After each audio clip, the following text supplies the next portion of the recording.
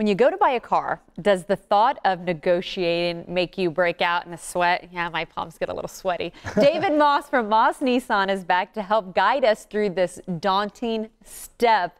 David, I don't think I'm the only one out there that kind of dreads this concept that you have to negotiate. Right. How can you help customers out there? Nobody wants to negotiate, including us. Yeah. I mean, and I think that's where, in the automobile business, it's maybe from stuff that happened years and years ago, way before I was in the business. I think it was people had to negotiate. Back then, people didn't really have prices on cars, so it was always, hey, they say it's worth $5, you think it's worth $3, and you're going back and forth and trying to figher out where you're at. Now, I mean, everything's pretty much out there. So, for us, is like we would prefer not to negotiate. We would like to, offer a great deal right up front. Yeah. A deal that's good for both parties. And I think sometimes, when you negotiate, if you negotiate your TV contract, you're still nervous negotiating it because you want to know, hey, is this my value? Are you undershort? Are you overstepping your value? Are you undercutting your value? And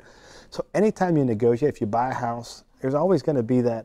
The thing I think what we do well is we arm the consumer with so much information that a good deal has to be good for both parties. And I think when you negotiate is look at it from the business perspective, from your perspective, and when negotiating, is your time more important than saving $300-400? And that's where we're trying to get to is we're not putting, our cars are priced. If you look at all of our used cars, you've been a lot, they're all marked wholesale to the public. Yeah. So we take a lot of the negotiation out of it. Okay. And we'll still negotiate if they want to. We're not going to lose their business over price if it's something we can do.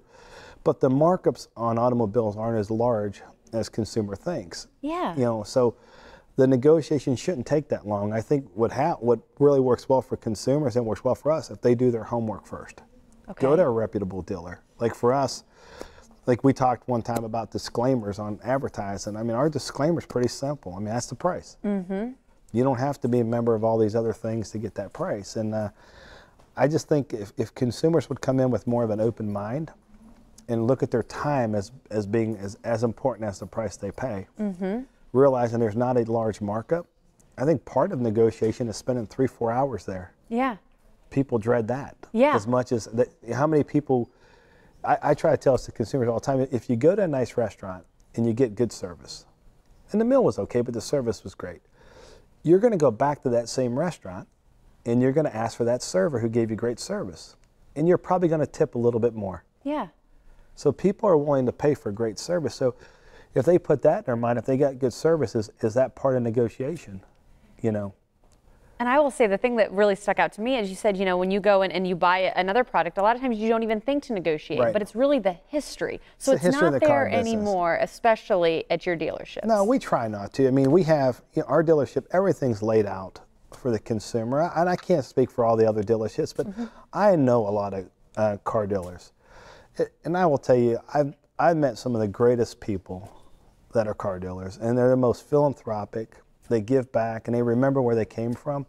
And I think the perception of automotive business from 25, 30 years ago, it has changed a lot.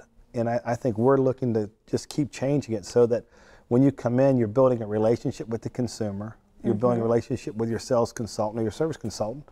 And it's a relationship that'll last. And it shouldn't be based on money. It should be based on, hey, is this a fair deal for both parties? And this is a deal we both can live on.